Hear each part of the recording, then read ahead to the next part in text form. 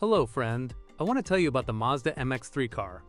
For decades, Mazda has been known for its unusual powertrains. The RX series successfully used a rotary engine since the 1970s, and in the 1990s, the Japanese company decided to make another bold move.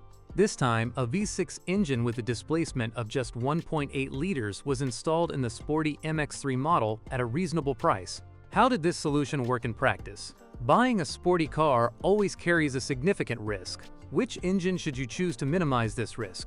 1.6-liter engines are the least problematic, but unfortunately, their performance leaves much to be desired. If you don't want to visit the mechanic frequently and don't have high-performance requirements, the 107 horsepower version should be sufficient. Its only drawback is occasional ignition system problems. Drivers looking for even a semblance of a sporty experience will likely choose the V6 engine without hesitation. Unfortunately, while the MX-3's 1.8-liter sprint from 0 to 100 km per hour in 8.5 seconds sounds quite impressive, if you opt for this engine, you might be in for an unpleasant surprise. The Mazda MX-3 is, after all, quite old, and intensive use by previous owners has resulted in significant engine oil consumption in many examples. The cost of the renovation often exceeds the price of the car, so buying a 1.8 DOHC engine is quite risky. Stabilizer links, control arm pivots, control arms, shock absorbers, and springs all have their fair share of wear and tear after so many years of use. Mazda MX-3s available on auction sites have been in minor or major accidents. Bodywork repairs are often performed improperly, resulting in rust. Of course, rust can also occur in models in good condition, but it's not as intense as in accident-damaged cars.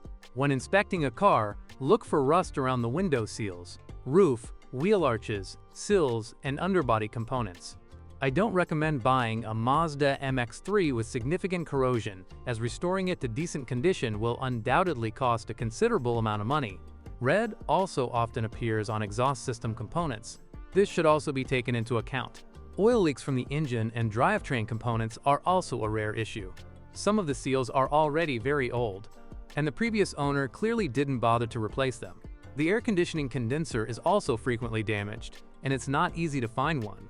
Mazda MX-3 owners also complain about faulty driveshaft joints. Besides its attractive appearance, the car's good handling and the V6's fantastic sound are also worth praising.